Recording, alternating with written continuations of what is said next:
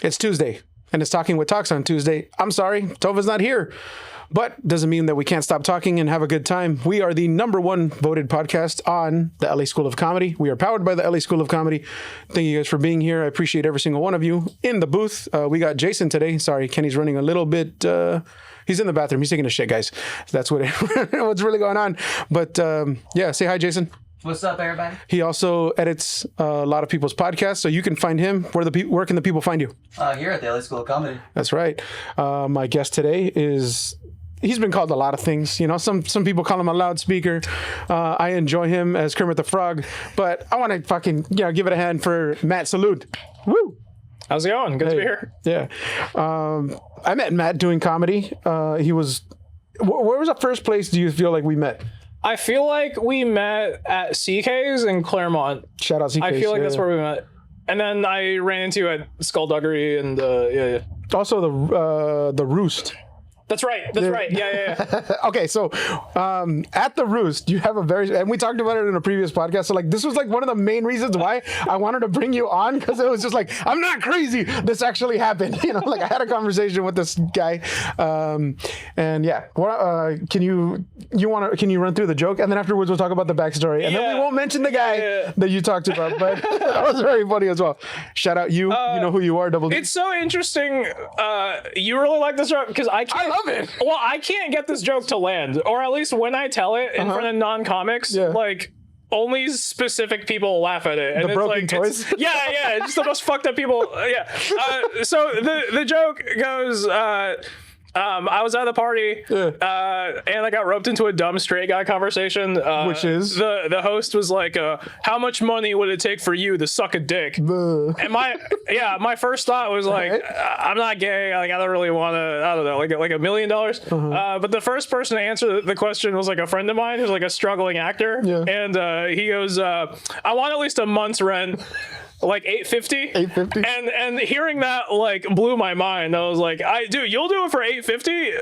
Who do I think I am? Like, I'm not giving $1 million blowjobs. Yeah. Like if we're going by quality, I probably give like $30 blowjobs.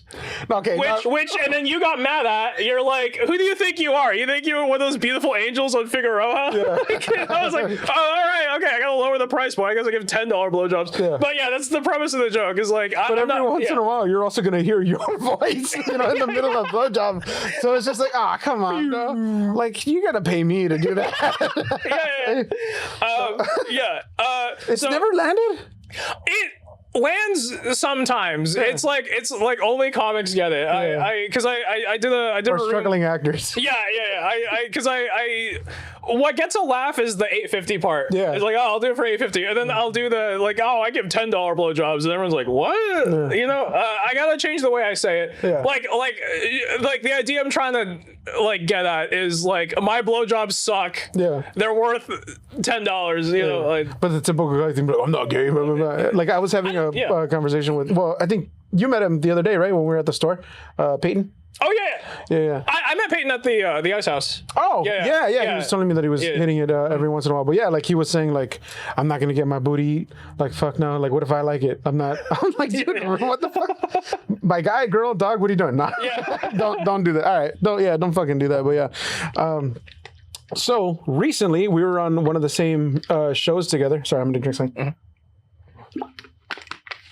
Shout out to Jackie for putting these things together, right? Oh yeah. Yeah. The was yours the Cupids or the? I did do that one. The first show she had me on was Joke and Stroke. Mm-hmm. Where you're performing in front of people painting. Right. That's a weird gig. It is very weird, but she's getting an audience. They're fun. Yeah. It's weird when the audience like isn't paying attention to you. Yeah. And like you kind of got to see if they're chuckling as they're like drawing. Yeah. She offers like earplugs if you want to focus on the paint. I think that's weird. I haven't seen that yet, but I don't know how it feels. She does. I didn't know that. It was the first one I did with her, and then like she did time off the top, and she's like, oh, by the way, way. Are you sure it was for them or it was for because them. of you? It might have been for me. I don't know. pretty fucking loud. No. She was like, if you didn't know this was a comedy show and you want to focus on it, we have earplugs if you want. And that would make me want to die if I just got on stage and someone's just like, somebody just all right. I didn't even say anything. Yeah, you know, like you're on a first date and they're just like, oh no, I'm just gonna quietly eat over here. That's horrible, dude. Like if somebody says no to you on a date, it's like you're not even gonna eat free food around me. Right, but I mean, it was still a fun gig. And then so I did that show. I'm doing that show actually coming up. I think I'm doing it Thursday. I'm doing another one, another Joke and Stroke. Oh yeah, I got that one on Thursday too. Yeah, and then she had me do the Riverside LGBTQ speed dating thing. Yeah, we were on that together. That's right. There's another one tonight. Right. Yeah. I've been helping her, do things, put things together. Shout out to Jackie. You can follow her on JAQ of Hearts on Instagram. But yeah, she's doing Comedy Cupids and Joke and Stroke on Instagram. You guys can follow those if you want. There's Comedy Cupids is just speed dating with comedy, either at the top, in between, afterwards, depending on if any comics are running late. But yeah, it's a fun time. It's a really good time. It was a fun show. I really enjoy it. When we did the Joke and Stroke, that was at this. Was it in Fullerton? Where was it at? It was in Fullerton. It was what's it called? Brixton. It was like a hot chicken place. Yeah. They had some amazing fries. Did you have the buffalo chicken fries? Yeah. They're very good. Those are absolutely amazing. But I got in the way of somebody's camera because Jimmy Velarde. Yeah. Jimmy's the best, dude. He helps me out so much. He'll give me rides and stuff. But he made it very apparent. He's like, if you're not, I wouldn't do this shit to anybody. Like if you're not, he's like, the fact that you're funny, that's the only reson why I'm helping you out. So you think I'm giving out rides to Shoeless Lou over there? Like, sure. It's not funny. But God, he's got so many little. He's fun. Jimmy's just a very like. Jimmy. I don't know how else to describe him. He's very fucking unique. Very friendly guy. Yeah, but we were earlier on the car ride over here, you were talking about some of your passions and interests that are just like, hey, I don't bring this up on stage because... I mean, you talk about it. Yeah. I like a lot of offstage. I like a lot of kind of serious, kind of dense topics. I like to read about economics. I like the history of philosophy. Really kind of dense technical stuff that it's easier to talk about when I'm being sincere, but like as a joke, it's like I don't know how to joke about monetary policy, so it does feel like I have like two personas, like on stage and off, and I feel like I'm trying to figure out how to like blend these two. Because I don't know. Is shouting at other podcasts illegal on this? I did Gil's podcast, Mind Buzz, and we briefly talked about like how to like talk about kind of serious things on stage.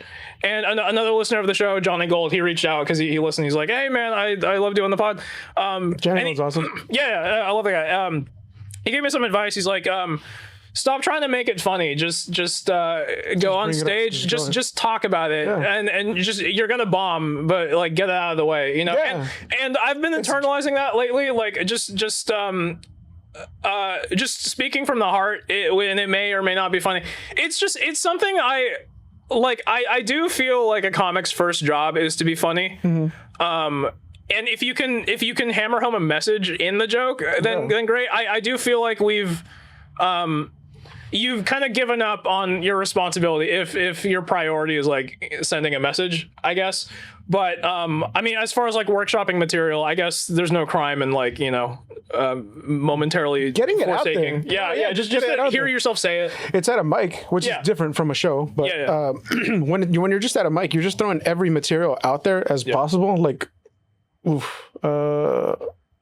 Sometimes I'll like deliberately go after like bad open mics just so that way I can just hear myself. Don't mention that. Don't fucking say no, I won't. But like there's something about, because sometimes if I'm workshopping something and I can't figure out the joke and I just want to hear myself say it, I will deliberately go after what I believe is a bad open mic. Okay. Because the stakes are low. There's like no one's really paying attention to you, and I'm just like, okay, you're not interested. Okay, that's fine. I'm just gonna listen to myself talk for a second. Let me see if I can get something out of this.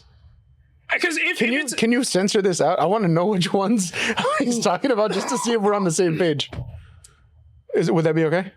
Yeah. man. So no, I mean he's gonna bleep it out or blank it out or whatever, Okay, right? okay. Yeah.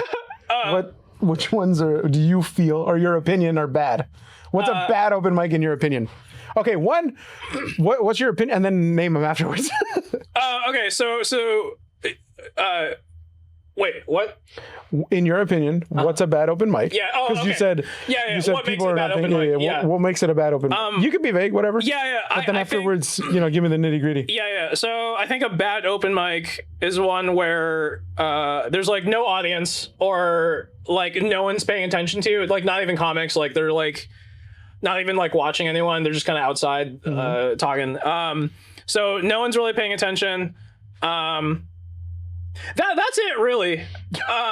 Honestly, yeah, just no one's giving you the time of day, because at least like the slotted open mic system, like the rule is like everyone stays for the hour and you're kind of forced to well, not everybody. I've seen there's a there's a few people that are just like, hey guys, I'm sorry, I got a show. It's like it's noon. No, for sure. You're doing a nooner. At least it's like an unspoken rule, like hey, just look, we're gonna be here for an hour. Come on, you should. Yeah, it's just an hour. Not everyone respects it, but the idea is that like some open mics, there's not even that. Yeah. So and then I'll name one. Please censor this.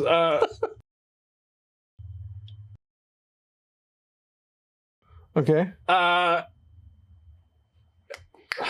Please censor this. Yeah.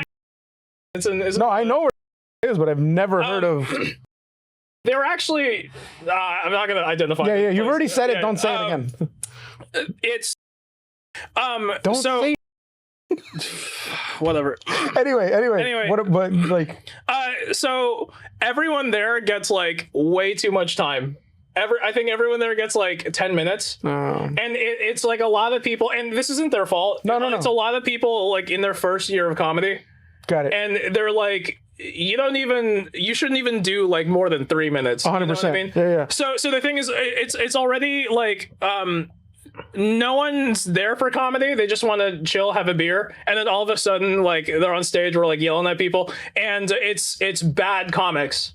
And again, we're all bad when we start, but like they're getting way too much time. Yeah. So like every time I've been to this mic, there's a couple people at the bar, and then the mic starts, and then the first comic goes up. He's doing like 10 minutes. He walks everyone within the first 4 minutes. Nice. They're all just like, yeah, this is annoying. I'm gonna go outside. Right. You know what I mean? Yeah. So everyone gets way too much time, and no one's really there for comedy, and it's a bad open mic. And I will go there to just hear myself run a bit. like when they're having it, you know what you should do, dude, is sign up for fucking AA. Sign up for AA. Because no one's there for jokes. I refuse to sign up for a slotted, so that's true. Yeah, I don't know. Just go. Hey, I'm Matt Saluid. Hey, how's it going? All of you guys are forced to fucking listen to me. So I was sucking this dick right now. I'll just say psychotic shit because no one's in the room, no one's paying attention, and I like that. Because at like good open mics, like I like finding out new things about you. You're awesome. Holy shit. Because like good open mics, it feels like you want to do the good stuff because maybe it's like the dopamine addiction of like oh, I want to feel good. What? Being an attention whore?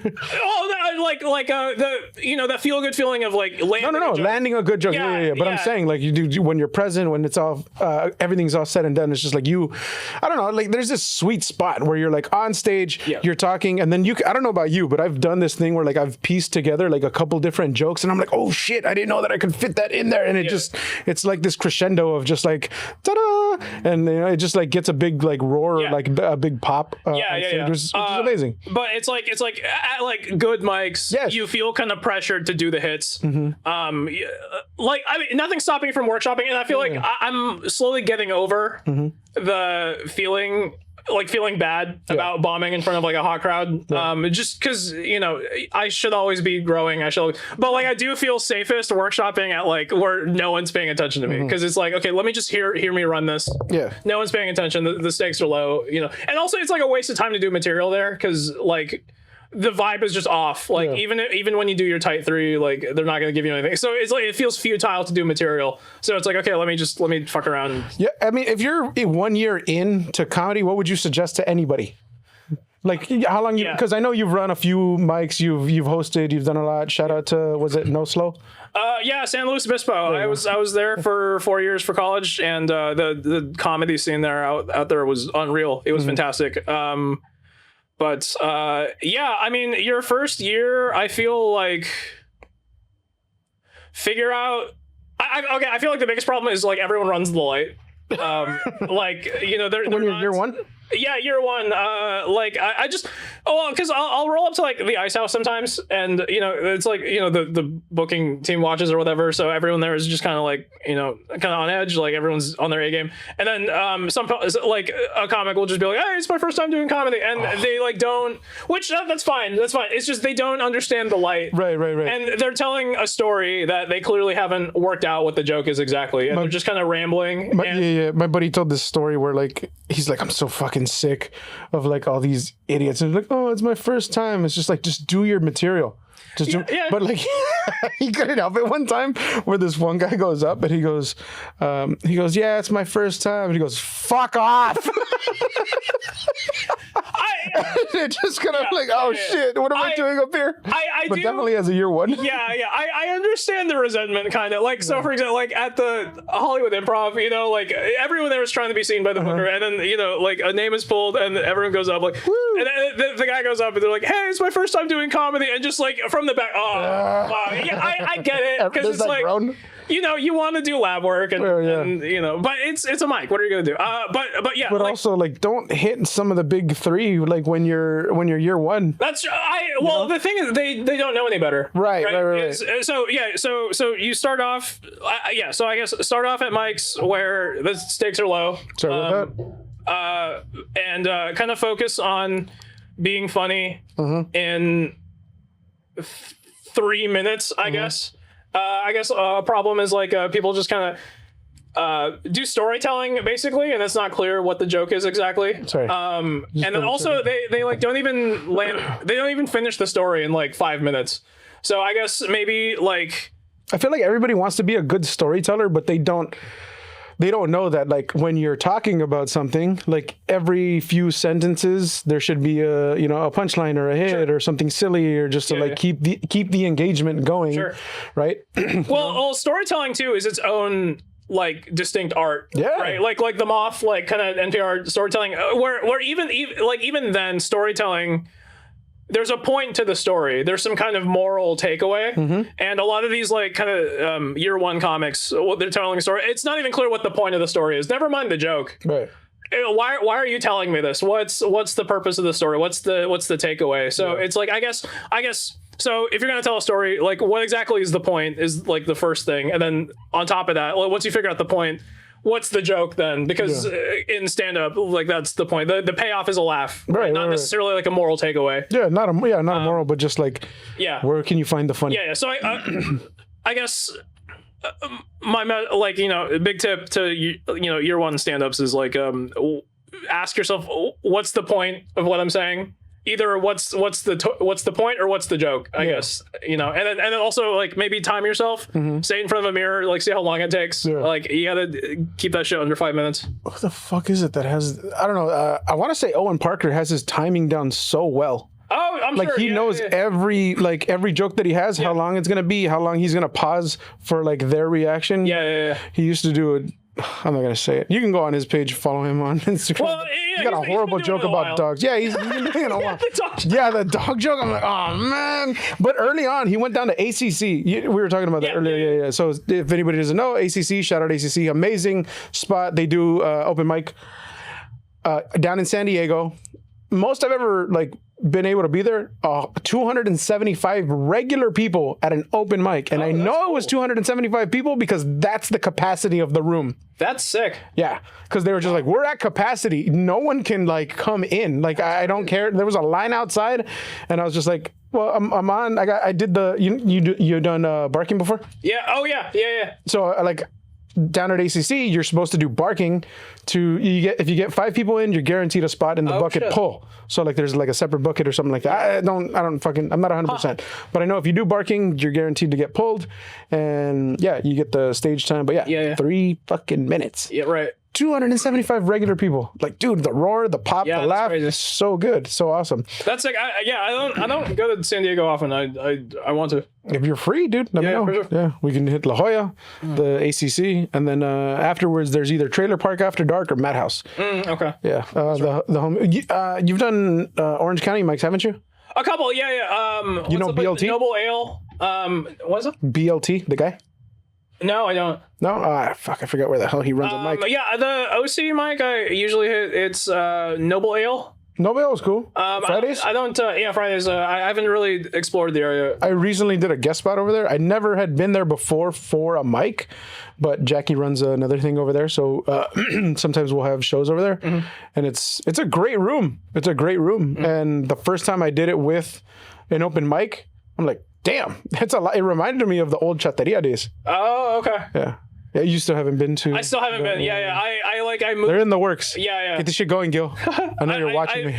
I moved back to LA like summer of 2024, and then I think Horchateria had their mic for a while, and then but before I could visit, they stopped doing it because of renovations, I guess. Yeah. So I never got to see it. Oh, damn. But yeah, they have some amazing food. It's out in Paramount. They have 2 locations if you guys want to check them out. But yeah, shout out Amber and Gil. Oh, you met Amber? Oh, yeah. Fucking hilarious. Show, yeah, She's so funny, dude. I wish she'd get on stage. I wish she would get on stage. She's got so many goddamn stories. Very cool. With Gil. We went to a cabin over at Big Bear. Okay. Sorry. It was like a few comics. I don't know, like what I know that there's like different cliques and like groups that you know people get together in and stuff. But yeah, a few of us got together, went up to like Big Bear, and it was awesome. It was just like sometimes there was signal, sometimes there was not, but like everybody was cooking. Like, dude, Amber and Gil, they became like mom and dad because every morning they were like just cooking. They only stayed there for like a couple nights. Yeah. You know, the rest of us had there for like an entire thing. But the time that they were there, they were just like, we're making breakfast, guys. You know, wake up. You know, just like coffee's ready. It's just like, and then like both Gil and Amber just very like coffee connoisseurs. Oh yeah. You know, they're so like. I don't know what they had going on, but it was great. You know, this shit was, you know, like Joey Diaz was like, this shit was jet fuel. You know, like that shit got you going. It was great. There was a time where I just kind of disconnected and didn't stay in the cabin because it was like, dude, we're out here. You know, like the air is so clean. It's so amazing. I just went for a walk and then, you know, JJ Joey? I don't think I do, no. He took a break from comedy. Okay. And then he just got back in. Gotcha. But yeah, JJ and then, man, I'm sorry. Willie's no longer doing comedy anymore. But yeah. They went for a walk with me and we were just like going out and like I made a snow angel out in like somebody's driveway because like the drive everywhere that we could go it was just like pine cones and shit and rocks and I didn't want to land on anything, so there was a driveway and they're like, just do it there. And I lay down there. I'll look up the video and like show you afterwards, but like I do like a snow angel and I get up and it looks like a smiley face with horns. And I'm like, how the hell did that happen? Jeez. But God, hopefully we can edit that in and then we can post that, but that'd be freaking hilarious. I think JJ was the one that recorded that, but yeah, it was awesome. Have you taken any trip? Oh, you said that there's a San Luis Obispo festival. Oh yeah. I believe that's this weekend actually. Shut up. Yeah. Fuck, that'd be awesome. I've been wanting to get on more comedy festivals, but what do you take away from it? How many times have you done it? Only once. I got in my final year living there, so that was really cool. Kind of a nice like farewell present. Yeah. But no, it was sick. I did I think 3 shows that weekend. Like packed out rooms. It felt really nice. Really? Yeah. It was great. My entire time living out there, that was like my one goal. I totally like. What's the process like? Because I feel like there's so many ones out there, and then like, oh, it's this way, it's that way, blah blah blah. Like, what was the specifically for? If somebody out there wants to get on this festival, how do they do it? You just you keep tabs on festivals you want to join. I mean, I've only done one. Right. So that one. How did you get on? You keep your eye on when they open up submissions. And then usually there's like a different tiered pricing for submitting your tape for consideration. I think like super early on, like months and months ahead of the festival, it's like usually the cheapest like entry fee, and then they get more expensive as every month goes by. That's nice. Yeah, and then when you know, especially when submissions are going to be, you have like a time window to like try to get like a decent tape out. So that was like when I was living out there, my every year I was just like, I was trying to, whenever I was on a show, I was trying to like do material that I would hope would get me on the festival. So I was always like, every tape I filmed, I was like, did you piece together like all of these so it's like a Frankenstein set of just, like, no. So all they want one continuous got it. film. No, they don't want like jump cuts of you and like different sets. They like want to see consistency. If you want a continuous cut, come to the LA School of Comedy. Jason will fucking help you out. But yeah, also Sunda, they're amazing here. You guys can fucking check it out. But yeah, they also post it on YouTube. It's amazing. There's so many different cameras. It's a great stage. There's an audience. But yeah, how long did it take you to really like come up with a decent set where you're just like, oh man, I'm so proud of that? Or like, what's the first joke that you were just absolutely proud of, where you're like, it got laughs everywhere, no matter where you went? You know what? So I did my first like non-bringer show in San Luis Obispo. Dude out there, John Pronich, shout out to John. He saw me do like an open mic, and then he approached me and he was like, hey, you want a spot in the show? And I said hell yes, and that's what kind of that push really kind of it inspired me that like maybe I can actually be a decent comic. Yeah. Because I had been doing it on and off since between 2013 and 2019. Okay. I was at I spent way too long in community college. I was at Pasadena City College, and then at that what do you say way too long? What do you mean? Isn't it only supposed to be like what, 2-3 years? 2-3 years. I spent fucking 5 years trying to figure out like yeah. I was trying to figure out what the fuck I was doing with my life, dude. It felt like purgatory. Were you just good at beer pong? Is that what this was? No, I wasn't even doing that. I wasn't even partying. I was just You said you liked psychedelics. Is that what this was? No, it wasn't even that, dude. I mean, every once in a while, but yeah, I mean, so I was just trying. I spent a lot of time in Pasadena trying to figure out my life. And whenever I got out of class, the Ice House open mic was a big thing at the time. Comedy Store, paid regular now, Bruce Gray hosted that at the time, and another dude, Brian Vokey, I believe is in New York now. Okay. So they hosted at the time. So that was the thing I would do. I would get out of class and then I'd just book it to the Ice House. I don't think I had a decent set until I moved to San Luis Obispo, because that's when I was doing it like every single night. So like your say year one, how many mics would you hit like a month? I was doing like 2 sets a month. Same. Because earlier we were talking about the like first. I did Pomona.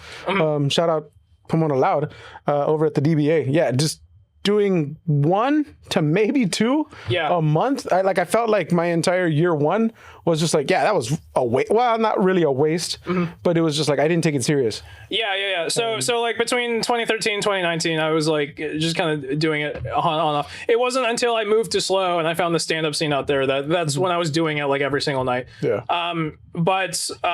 So it took me like that many years of like on and off stage time to like build an okay set. I think there's one joke in particular that I think you've heard it. It's the one where I'm bullied for the content of my career, like that one.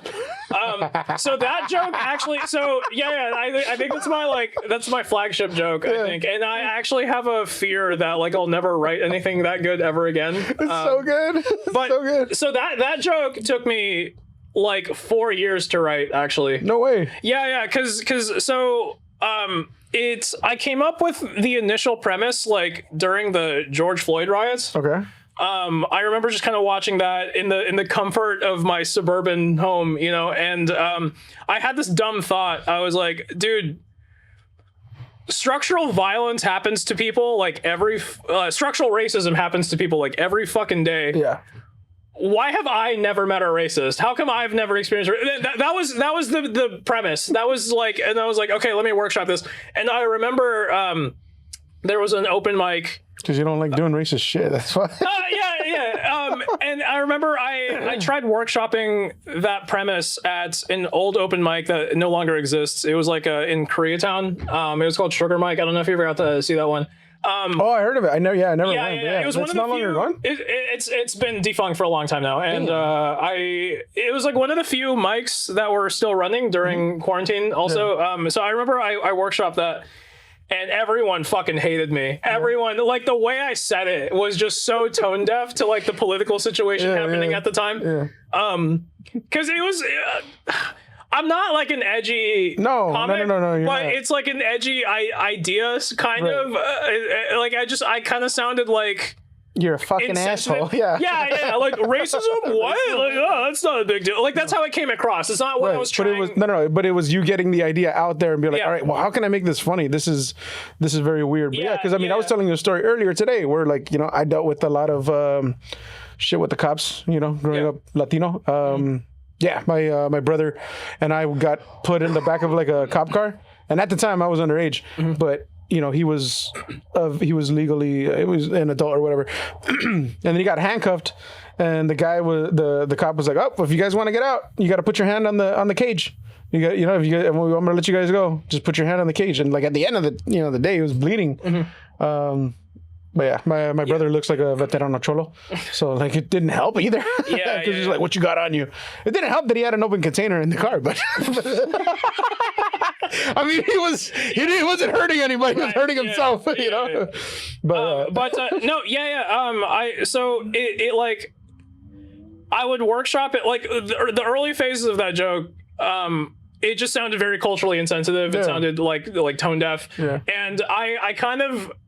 I put that premise on like the shelf for a couple years, and then I remember one day like the line just hit me like I never experienced racism, but I got bullied, and that never had anything to do with my my skin color, but I wish it did, because that means I got bullied for the content of my like one day that hit me. I was like, oh, that's how I say it. And it took me 4 years. But that's such a good joke too, because like it's because it's who you are. Oh, it's not because of my color of my skin. It's just you just think you don't like me. So that it took me 4 years before that came to me. It's like say I don't know. Like every time I hear you, it's like, what is it? It's not you. It's your personality.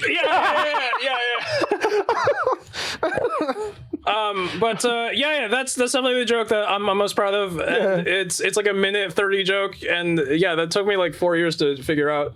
Isn't that crazy how like something could be like so long, so far away, and then like you can just like turn it into something where like, oh, well, now it's gold though. I mean, I feel like a lot of joke writing is like that. It's you have this premise that it makes you laugh in the shower, and then you like try it, and just no one gets it. And hopefully, all you're doing is one thing in the shower. I just shower thoughts. I don't know. Like I just a lot of my writing is just daydreaming. I'm just throughout the day. I'm in traffic. I'm in the shower. I don't know. There's so many people that have like different processes. What do you feel like is yours? Just like you just think of a thing, you throw it on stage. Maybe you write it down. Do you write the whole joke? What do you record it? What?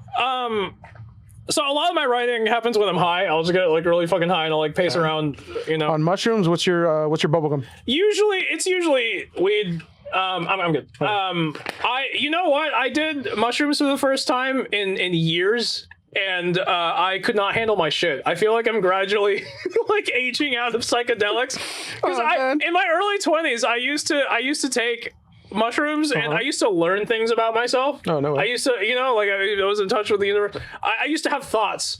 I used to have thoughts. Now I'm just a broken plural. man. The last time I did mushrooms, like a couple of months ago, I had a thought, and it was just, oh, I'm high. I'm too high right now. Whoa, fuck, I've been way too high. Did you ever get into dabbing? Sorry. I have done dabs. What was you going to say before that? I was so uncomfortable on mushrooms that like I had to get out of my head, and I turned on a fucking Let's Play YouTube video, Markiplier, that guy? Oh, yeah. I had to watch Markiplier to like calm my psyche. When I was dude, he has a very soothing voice. When I was able to actually see, he had this game that he played. It was like running a gas station. Oh, I don't know if you ever saw that, or the power washing ones. I think I've seen that. Yeah. Those are insane. But yeah, But he has a very soothing voice. I don't know that I can handle mushrooms. You bring up dabbing. Dabbing feels like mushrooms. Dabbing is insane. Kenny, do me a favor. Take this shit away from me. And I don't know. I feel like that was. Sorry, thank you. I gotta. Kenny's in the studio now, guys. Woo, Kenny. Yeah, I gotta. Kenny knows a lot about drugs. Yeah. Yeah, Kenny's. I tell jokes on stage, but pharmaceuticals are my passion. For sure.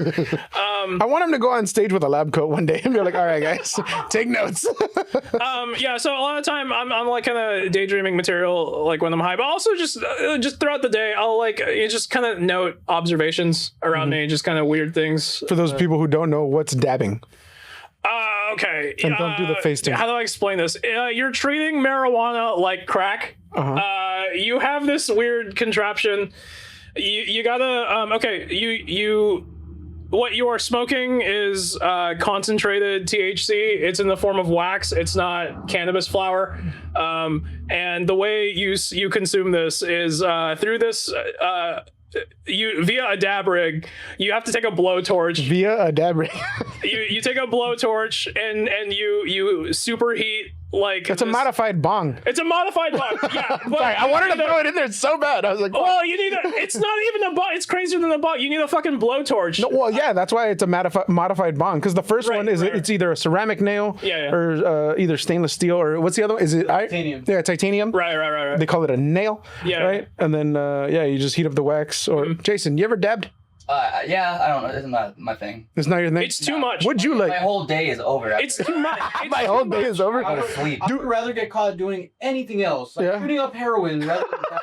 In front of family members. Fuck, Because dude. it looks so bad. It looks bad. You're setting up this entire fucking thing going on. It reminds me of like when a kid went to like the Scholastic bookstore in the elementary school and be like, I got a magic kit. It's just like you're just. And it's like it hits you. It's too much. I was at a poker game with my friends, and one of them peer pressured me into taking a dab. I could have said no. You could have said no. I could have said no. I knew I said no. I was like, you want to be one of the cool kids. I took a hit, and then like I'm trying to proceed with the game, and as I'm coming up, I was like, whoa. I had to like excuse myself, and I crashed on the couch. I needed like 20 minutes to like come down. I was not functional. It felt very much like a bad mushroom trip. It was too much, but yeah, I burn certain material when I'm high, or I'm just out and I'll observe kind of strange things, and I'll just kind of note them on my phone, and I used to write out my jokes. I'm trying to not do that anymore. What do you mean you used to write down your jokes and you're not doing that? I used to like type out word for word like what the joke was going to be, and I feel like that's still productive sometimes, but now I've been trying to write on stage more. Just like there's different processes of like writing. So like doing the onstage writing is like, I feel like you do bullet points, right? I mean, I don't know about you, but I feel like you do like, you can have an idea and be like, all right, these are the things I want to talk about on stage. I'll throw everything I can out there on stage. Obviously record your audio. If you're not fucking recording your audio, you're wasting your time out there. Anyway, please record your fucking audio. But yeah, you're right. I record and I don't listen because I hate listening to myself, and I'm trying to get over that. How the fuck do you think the rest of us feel? No, I'm playing. Because I record. I tell myself, okay, you're gonna listen to this later, and I want to shut it off after 10 seconds. I fucking hate myself. You could use filters. You could make your voice deeper. You could make it more feminine. That's not. Well, it's not. I mean, yes, You show up and then you don't sound like yourself. Expecting Game Girl Jones when I got fucking Pee Wee Herman. Imagine you're on stage. Hey guys, the horrendous sound of my voice aside, sometimes I'll listen to myself like to run a joke and I'm just like, I wrote that. Ew, that's fun. I can't believe I said that. Well, dude, recently I found out that I do a really good Herbert. I got a popsicle in my pocket. Oh, yeah. Won't you reach in here before it melts? You're missing the whistle. Get your fat ass back over here. Yeah, it's a little bit more whistle, right? But it's a fairly decent Herbert, no? Yeah. So like nobody knows his name, but once you do that, Get your fat ass back over here. like that one's really oh shit, I know exactly what you're talking about. I used to write out word for word, but it got to a point where like sitting down to like intentionally write a joke feels almost futile. Sometimes it works. Like You mean like a job? Like you're working something? Yeah, but because I took an improv class for the first time like a couple of months ago, and it was nice to because Where did you go? small production company called We Improv. I like them a lot. They're Where's super that at? cheap. They're on Franklin Boulevard. Is that Los Feliz? Is that? Anyway, it's very close to UCB. There's like a Franklin, Franklin Avenue. There's like a whole like street of like improv. Los Feliz, theaters. Los Feliz, whatever. Los Feliz. So because I did that because I hit like a writer's block for a while. I also kind of like quit stand up, and I was like I need to do something where I just have to show up. I don't have to write. I just let me make something up. And it was an interesting process because it was like there's something to going up with no plan. Where you're like the unconscious is kind of forced to operate, like with ready or not, and so that's kind of the new approach I've been taking to like workshop material. I like go to a bad open mic. I go to like it's a bad open, and I shouldn't say that because like people might hear this. I'll show up to your mic, and then they'll be like, "Oh, you think this is a bad mic, huh?" Like which, and that's an exaggeration. I'll show up to what I take to be a low stakes mic where like no one really cares, and I'll just kind of I'll just go up there and just kind of shit out my mouth. Yeah, well, I feel like when you're year one, you should definitely do 3-minute mics. Yeah, because you don't deserve 5. Sure. Nobody deserves a 5. Right. Not at that, year one, you don't deserve 5. Yeah. Do 3, work your way up to 5. Be like, oh man, I really have more to say about this one thing. Then work up to 5, and then afterwards you can start paying to do 10-minute sets. Yeah. Because if you do a 10-minute set anywhere. If they're just handing them out to you willy-nilly, like, oh god. Well, what's interesting is I feel like a lot of like the really good mics are 3 minutes or less. Like so, Chatterbox is 3 minutes. Shout out Chatterbox. Improv is 3 minutes. The Laugh Factory is, I believe it was like 2 minutes, right? For the audition. And for the audition, and because it's kind of, first of all, a lot of these 3-minute mics, like they're really hot, so it's like a packed room, and like so many comics show up for like decent stage time. Yeah. And it's kind of like the people that show up to these 3-minute mics, they're on their A game. And there is something to be said about like year one comics, like they should do shorter sets, but also like. I don't know, like all the hot rooms are like 3 minutes. Yeah. So there's like there's definitely too much time, like that one mic I was talking about. It's like you should be doing 10 minutes, but also like the 3-minute sets, the 3-minute mics are kind of hot. I feel like 5 is like the 5-minute rooms. 5 is a bit of a sweet dude. There's Acapulco Goldies does 4 minutes. Oh, that's and I feel like that's a nice medium. Yeah. 4 minutes is just like, all right, cool. I did the introductory. I got my hook out of the way. You're on my side. Yeah. Let me work this new material. It didn't work. All right, cool. I'm gonna end hot. Yeah. And go with like a great closer or whatever. But I can't get out there enough. But it's every Tuesdays you can follow Acapulco Goldies on Instagram, and they do it over at the Mexican Village, right? Yeah. And they got like dollar tacos. Kenny, you went with me one time, right? Yeah, it was great. It was awesome. Cool room. There's also like a smoking area on the side, just in case you want to, hit a dab there. But where are we at on time? Let's see, it is 45 minutes so far. I think that's cool, right? Yeah, a decent time. Yeah. If anything, we'll cut that part out. Yeah. But where can the people find you on Instagram? At MAT_SALUD. There's only one T in my name. Yeah. All right, cool. This has been Talking with Talks on Tuesday, and we're out. Thank you guys. Woo. Cool. That was cool.